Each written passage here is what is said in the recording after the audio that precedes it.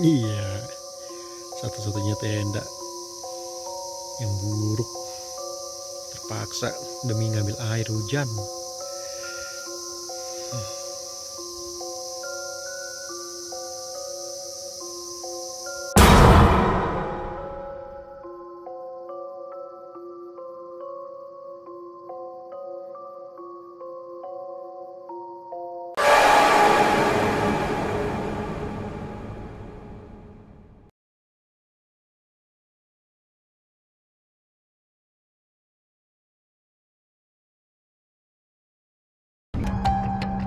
Assalamualaikum warahmatullahi wabarakatuh. Jumpa lagi dengan saya Tama dalam Ada Apa Gerangan Season 2. Bagaimana kabar kalian?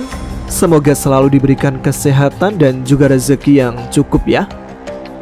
Episode kali ini saya mendapatkan sebuah kiriman cerita dari Bang Hamid. Sebuah pengalamannya yang terhitung mistis ketika mendaki ke Gunung Salak via Cimelati. Bahkan kali ini disertai dengan dokumentasinya ketika melakukan pendakian. Nah, secara singkat, Bang Hamid ini mengalami sebuah kejadian mistis ketika harus ngecamp di pos 2. Ada kejadian apa saja nih di pos 2? Langsung saja kita simak. Teman-teman, Ada Apa Gerangan? Ceritanya mulai dari sini.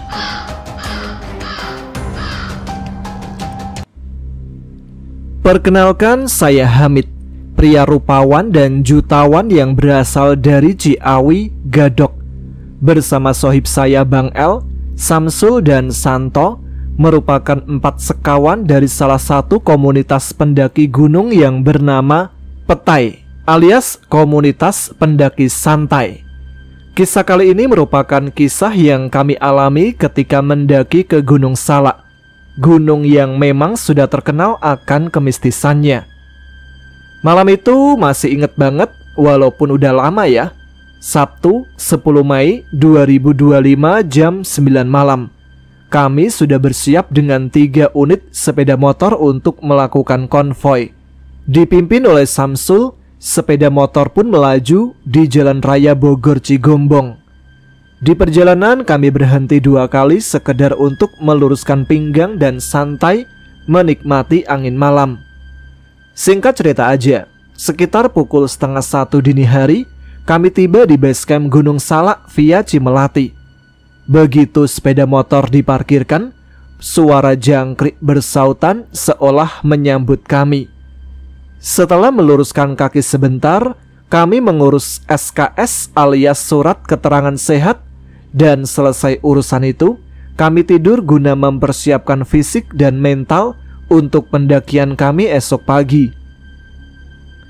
Tidak lama kemudian, sekitar jam 4 subuh, kami terbangun karena suara riuh di base camp yang berasal dari para tiktokers, para pendaki yang hanya sampai titik tertentu lalu turun lagi. Tiktokers ya, bukan tiktoker. Gelak tawa dan obrolan riuh mereka sukses membangunkan kami. Mereka sedang bersiap menanti mobil pick-up yang akan mengantarkan ke titik awal pendakian. Termasuk wajar sih, karena tanggal 11 Mei itu adalah long weekend ya. Jadi base camp penuh sesak seperti pasar. Tidur lagi aja. Kita naik nanti jam 7, kata Bang El dan meringkuk lagi. Sekitar jam setengah 7 pagi, Bang El sudah bangun. Aku dan Santos segera menyusul. Sementara Samsul seperti biasa masih terlelap dalam sleeping bag-nya, mendengkur nyaring dengan iler yang mengalir deras, sederas Curug Ciberem. Setelah bangun, kami bertiga menuju ke kamar mandi untuk cuci muka dan gosok gigi. Tapi nggak mandi ya. Dan apa? Mandi pagi di kaki Gunung Salak? Kalian kalau mau tahu, airnya itu bisa sampai menusuk tulang. Kalau diguyurkan ke badan, bisa kayak ditusuk-tusuk jarum. Selesai itu, yang penting udah nggak kucel-kucel amat lah. Kami menuju ke warung, buat pesan kopi panas dan melahap beberapa bala-bala yang renyah dan hangat. Selesai sarapan gorengan dan kopi, aku, Santo dan Bang El kembali ke base camp. Dan ternyata Samsul masih tidur pulas. Bang El mencoba membangunkan, tapi nggak bangun juga. Langsung aja ku teriaki, "Woi, Bangun Cul, udah mau jalan ini. Dengan malas si Samsul nyaut, nanti aja lah, semalam kagak bisa tidur nih. Ya udah, kamu tidur aja Cul, kami mau berangkat. Timpal Bang El tidak banyak omong lagi. Mendengar itu, Samsul langsung terbangun dan melonjak dari sleeping bagnya. Aku cuma bisa geleng-geleng kepala sambil batin, gak salah nih, si Samsul dijadikan ketua rombongan. Yang bener aja. Memang sih, Samsul ini salah satu pendiri petai. Tapi dalam urusan disiplin dan stamina, Bang El unggul jauh. Bang El ini usianya udah 43 tahun, paling senior di antara kami berempat. Anaknya aja udah 3, walaupun wajahnya itu awet muda. Gak kayak om-om yang usianya 43. Ya kayak masih 42 lah. Ketegasan Bang El ini membuat kami hormat dan mengikutinya tanpa paksaan. Sikapnya juga selalu menjadi panutan kami. Sekitar pukul 7:30 pagi, mobil pick up tiba. Kami langsung naik ke belakang setelah menaikkan tas keril kami lebih dulu. Dengan mobil pick up melaju melewati jalanan yang menanjak dan berkelok-kelok, aku sempat mikir, ini kalau pakai motor kuat nggak ya? Kayaknya nggak kuat deh. 20 menit kemudian kami pun sampai di pemberhentian terakhir mobil sebelum lanjut menuju pos Simaksi dengan jalan kaki. Dari titik ini harusnya sih hanya butuh waktu 20 menit jalan kaki menuju pos Simaksi. Tapi perjalanan harus molor karena Samsul terseok-seok. Waduh, terseok-seok. Apa ya bahasanya? Tertatih-tatih. Pokoknya udah kewalahan lah. Jadinya kami baru sampai di pos Simaksi itu setelah 45 menit perjalanan. Gila kan? 2 kali lipat lebih molornya. Tapi namanya juga pendaki santai, jadi nggak masalah. Masing-masing dari kami membawa 6 liter air. Memang terasa berat. Bawaan kami masing-masing bisa sampai 30 kg. Tapi komunitas kami memiliki prinsip mandiri. Semua peralatan pribadi ditanggung masing-masing. Karena kalau amit-amit kita terpisah, itu tetap bisa survive sendiri. Jadi nggak ngejagain yang lain. Nggak ada cerita nggak bisa minum karena minumannya dibawa rombongan lain kan. Di pos Simaksi kami istirahat sejenak karena tenaga sudah terasa terkuras. Bahkan keringat terasa membanjiri baju. Samsul yang ditunjuk menjadi ketua pendakian oleh Bang El mengurus perizinan ke pos. Setelah 30 menit istirahat dan tenaga sudah pulih, kami berangkat dengan penuh semangat. Kami mulai berjalan menyusuri jalur awal pendakian.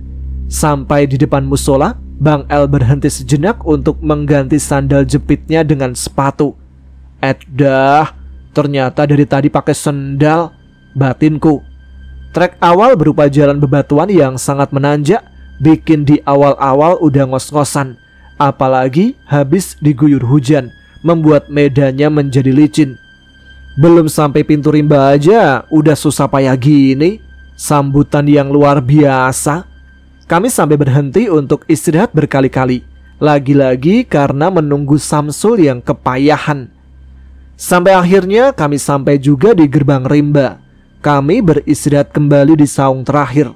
Melihat Samsul yang mukanya merah kelelahan, Bang El bilang, "Cul, kuat nggak? Kalau nggak kuat, kita camp di sini aja." "Kagak lah, malu-maluin. Masa baru naik udah buka tenda?" sahut Samsul. "Oke, jadi lanjut ya," timpal Bang El.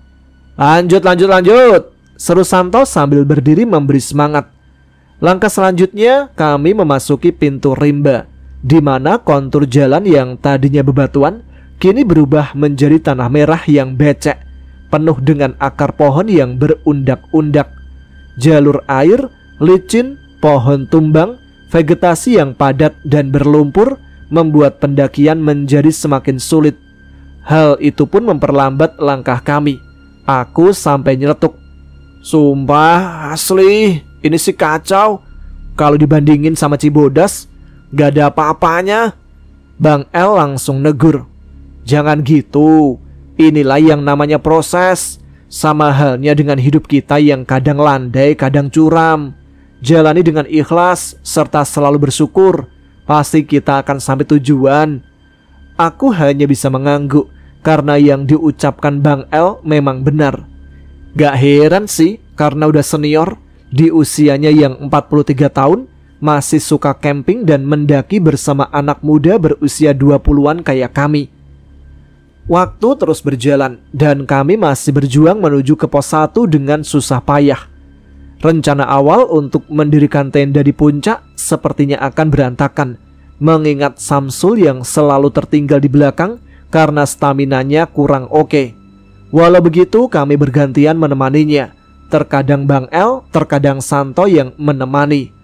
Dan syukurnya staminaku masih oke, bahkan termasuk yang terbaik di antara rombongan. Sedangkan Santo dan Bang El ini ya 11-12 lah. Cuma bedanya Bang El lebih pandai mengatur nafas. Berbeda jauh dengan ketua rombongan kami kali ini, Samsul, si pemuda rebahan yang futsal seminggu sekali. Jelas yang paling kepayahan fisiknya. Jam 11 lebih kami akhirnya sampai di pos 1. Di sana kami bertemu dengan 2 pendaki yang katanya dari Jawa Tengah. Sambil istirahat kami ngobrol-ngobrol akrab, dan akhirnya mereka memutuskan bergabung dengan rombongan kami. Perjalanan ke pos 2 pun dimulai dengan penambahan 2 pendaki. Jadi sekarang ada 6 orang jalan bareng.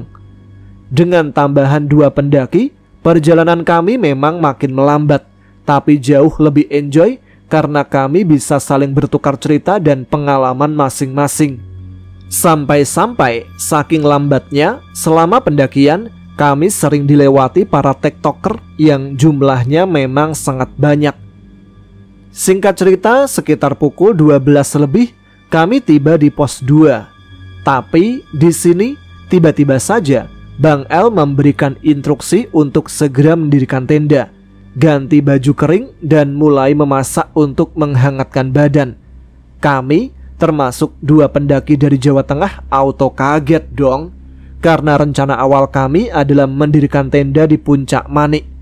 Tapi karena sang sepuh sudah bersabda, kami diam saling menatap penuh keheranan dan ngebatin. Ada apa ini? Sementara ketua kami, si Samsul pun hanya diam saja.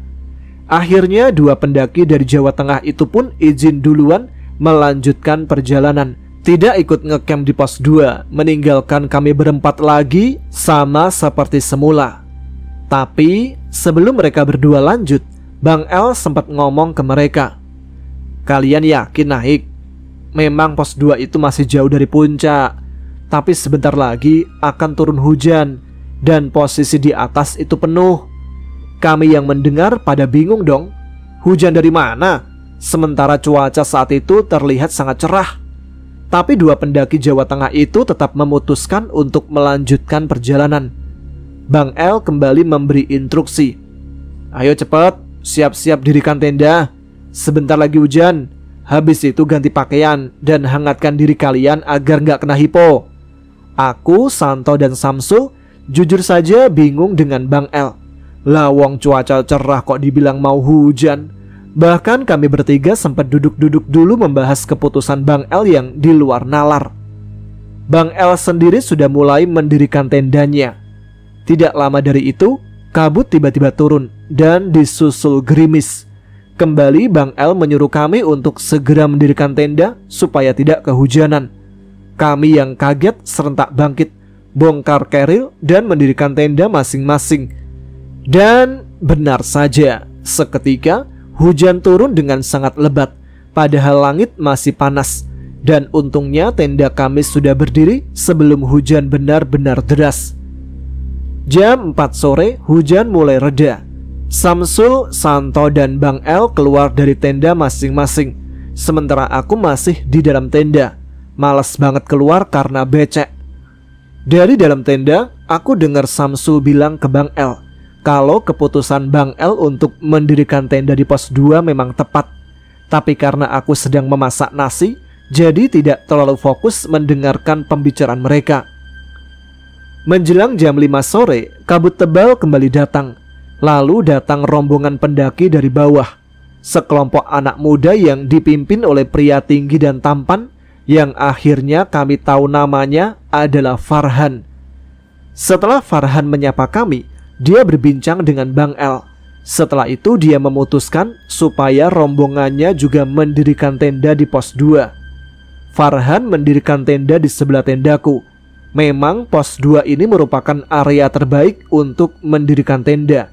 Di samping areanya luas juga datar. Tapi kenapa nggak ada yang mau mendirikan tenda di pos 2 ya? Mungkin karena masih jauh dari puncak, pikirku waktu itu. Tapi tiba-tiba aku baru teringat kalau Bang El ini suka banget mendirikan tenda di tempat yang sunyi. Bahkan spot-spot yang dihindari para pendaki, termasuk spot angker dan horor. Waduh, kacau ini. Mendekati jam 6 sore, tiba-tiba Bang El berpesan. Sebuah pesan yang membuat pikiran menjadi mikir yang enggak-enggak. Jangan keluar tenda apapun yang terjadi. Kalaupun kebelet pipis, pakai botol ya. Kami yang udah sering jalan bareng dia pun sudah paham. Kalau dia udah bilang begitu, berarti ada apa-apa di tempat. Senja pun dengan cepat berganti malam, ditemani suara binatang malam dan tetesan sisa air hujan yang jatuh dari dedaunan pohon, membuat suasana menjadi syahdu. Sekitar jam 7 malam, aku makan nasi dengan sarden dan pilus, apalagi ditemani segelas kopi. Wah, situasi seperti ini nih yang membuatku selalu merindukan untuk kembali ke alam. Tapi tiba-tiba terdengar suara grok, grok. Tak kirain babi hutan. Ternyata suara Bang El yang tidur pules sampai ngorok. Memang Bang El ini kalau tidur suka mendengkur. Keras sih, tapi masih kalah keras dengan Pak John, anggota petai yang lain. Tapi beliau tidak ikut karena fisiknya sudah tidak mampu. Maklum, umurnya sudah 50 tahun. Bukan sesepuh lagi ini. Ini dua sepuh. Sambil merokok dan minum kopi, aku mendengar rombongan Farhan mulai sibuk untuk memasak. Tiba-tiba, aku teringat 2 orang dari Jawa Tengah tadi. Kira-kira mereka sampai puncak nggak ya? Dan terus, kenapa Farhan memutuskan untuk ikut ngecamp di pos 2 juga? Padahal katanya, rencananya mereka akan camp di puncak. Nggak tahu alasannya ngikut Bang El itu apa. Malam semakin larut, desir angin semakin terdengar. Sesekali terdengar juga suara gerimis hujan mengenai dinding tenda. Nah, lagi bengong di dalam tenda menikmati suasana sunyi, tiba-tiba ada sekelebat bayangan yang melintas di belakang tendaku. Padahal belakang tendaku itu jurang. Kemudian semilir angin bertiup masuk, disusul suara shh, shh, kayak manggil gitu.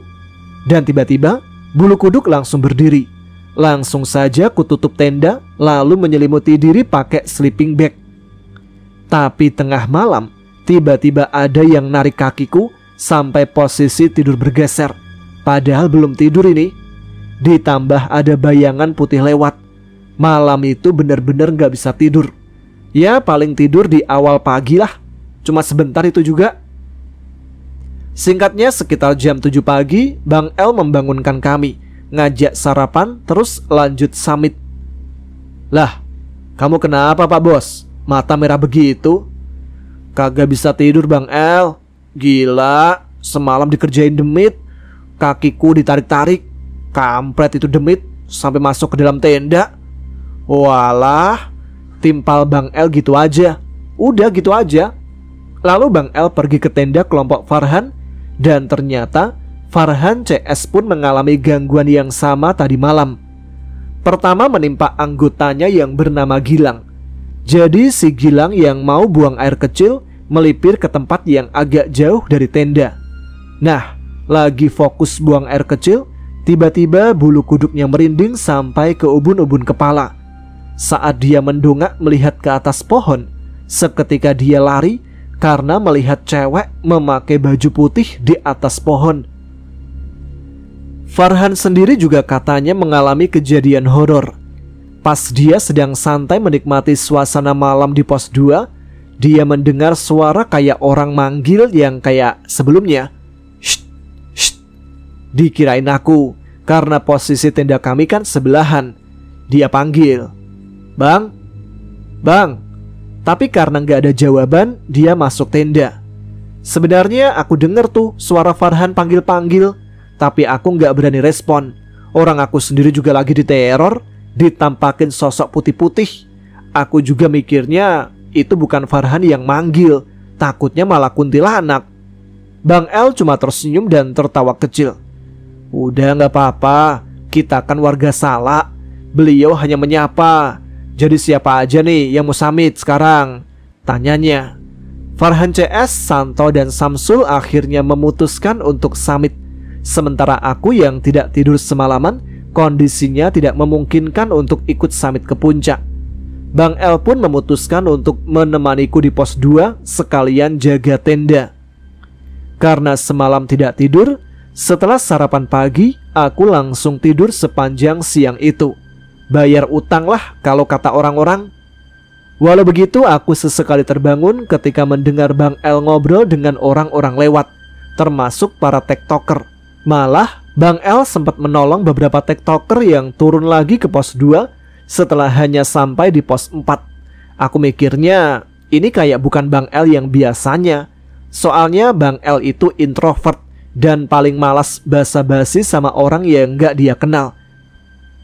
Memasuki pukul 2 siang, rombongan Farhan, Santo dan Samsul tiba lagi di pos 2. Mereka berhasil sampai puncak dan bercerita kalau medannya jauh lebih berat.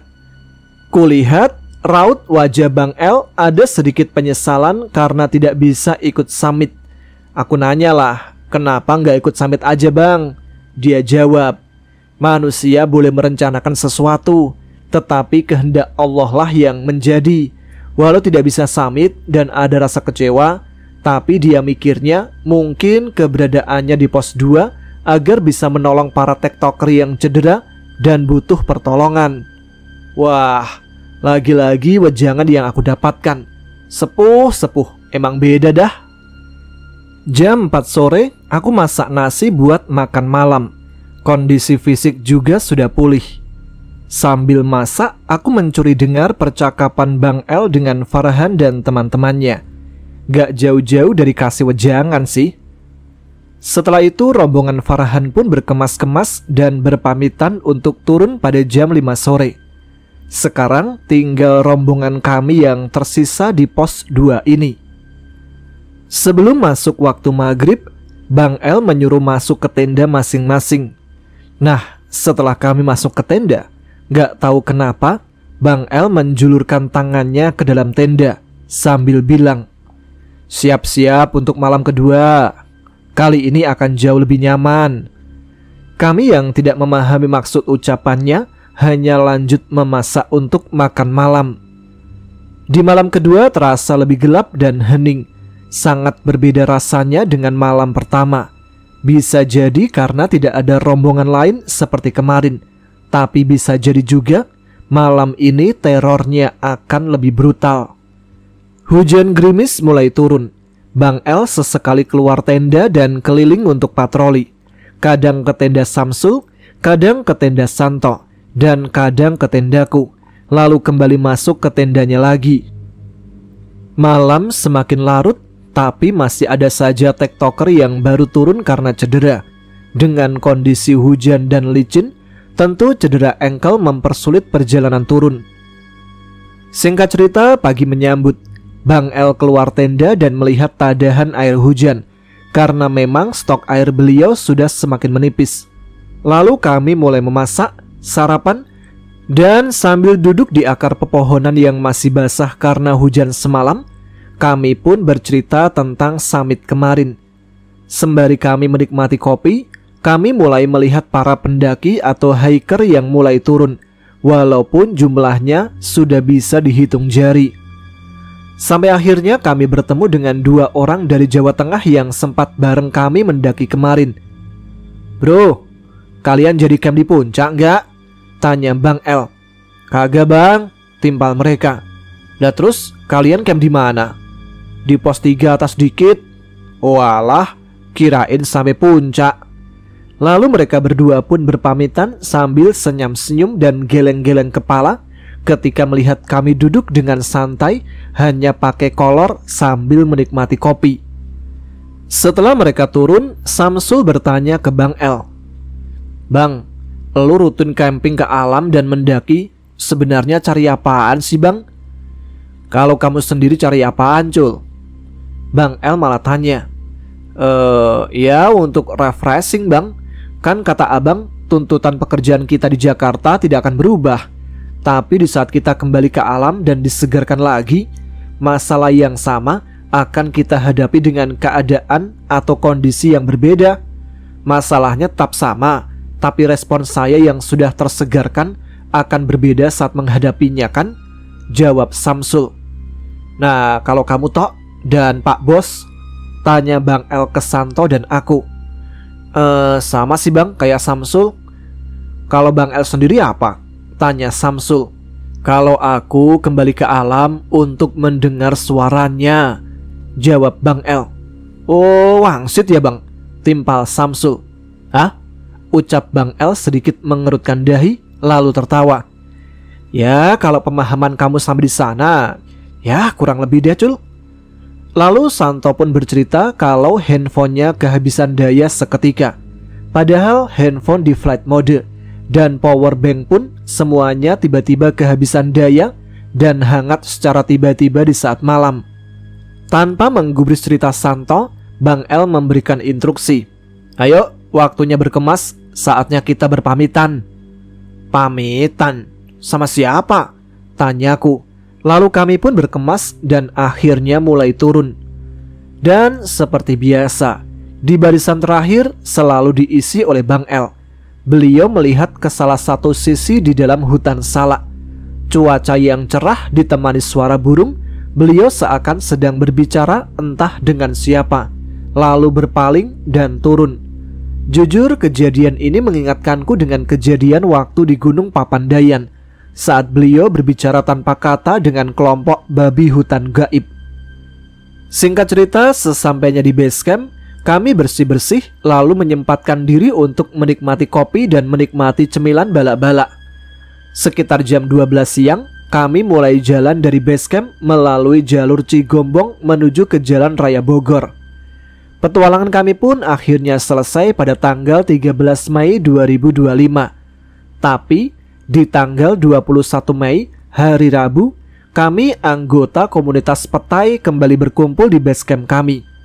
Dan saat itu, Bang El menunjukkan gambar dari kameranya, yang ternyata hasil foto yang dia ambil saat malam pertama dan malam kedua di pos 2 Gunung Salak via Cimelati. Gambar pertama berupa penampakan sosok yang menggangguku dan kelompok Farhan di malam pertama ngecamp. Sementara gambar lainnya menunjukkan seperti sosok yang masih berusaha mewujudkan diri. Dan sosok kedua inilah yang menyedot daya handphone dan powerbank Samsul dan Santo. Tetapi dikarenakan energi yang dibutuhkannya kurang, akhirnya sosok itu menghilang begitu aja. Kami cukup terkejut mendengar apa yang Bang El katakan. "Ternyata itu toh pelakunya," timpal Santo. "Pantesan malam kedua Bang El warawiri tenda, ternyata emang sedang antisipasi ya," timpal Santo. "Ah, tidak kok. Saya hanya memagari dan mendoakan agar kalian dilindungi oleh Allah," jawab Bang El. Lalu Samsul pun bertanya, "Bang, kenapa waktu itu bisa tiba-tiba kita bangun tenda di pos 2? Padahal kan rencananya di Puncak Manik Bang." "Oh itu, gak tahu juga sih. Aku itu cuma disuruh aja. Toh akhirnya teman kita dari Jawa Tengah yang gabung di pos 1 itu juga cuma sampai pos 3 atas dikit kan?" jawab Bang El. "Hah? Disuruh?" timpalku dalam hati. Tapi aku enggan bertanya lagi tentang disuruh siapa. Karena secara logika memang tidak masuk akal. Cuaca cerah dan baru pukul 12 siang, kenapa kita ngecamp di pos 2? Dan tiba-tiba beneran turun hujan yang lebat. Sekalipun perjalanan dipaksakan, rasanya dengan medan yang semakin licin berlumpur malah bisa mengakibatkan cedera. Benar-benar di luar nalar. "Bang, next kemana nih?" tanya Santo. Juni, Juli, Agustus kita akan motocamp dan September kita akan ke Lawu via Ceto, jawab Bang El. Hah? Lawu? Sontak kami heran. Kenapa Lawu? Padahal kan masih ada Cikuray, Slamet, Perahu. Kenapa Lawu Bang? Tanya kami.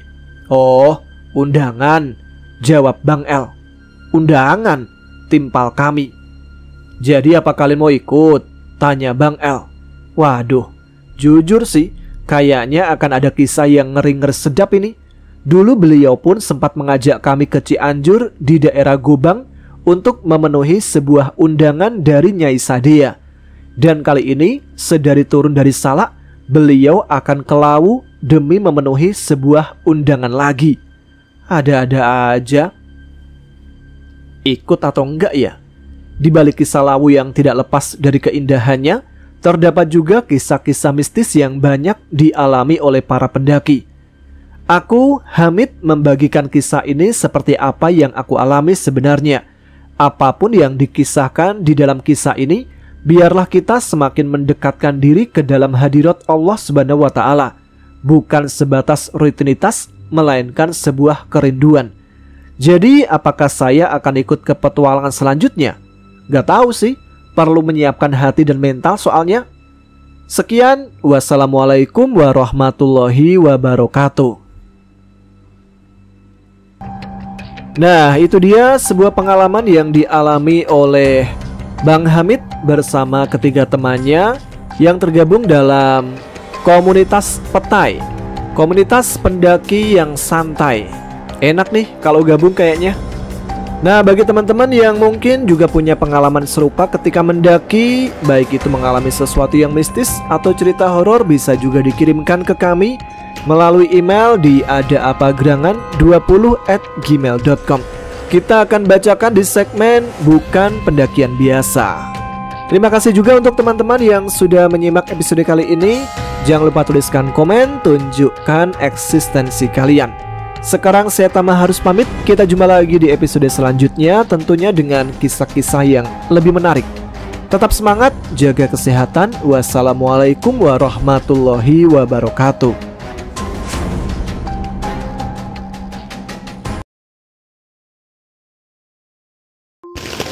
12.14 guys, akhirnya selesai mendirikan tenda.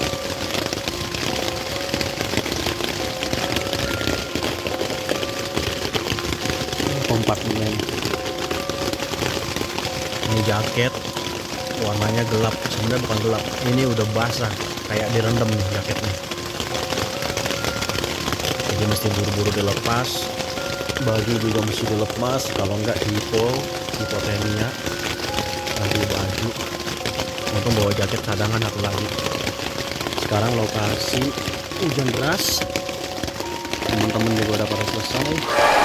Di lokasi ini cuma kita doang yang mendirikan tenda. Kenapa? Soalnya lokasi ini sangat dihindari oleh orang-orang pendaki untuk bangun tenda, karena ini adalah Salak, di mana SG 100 beristirahat.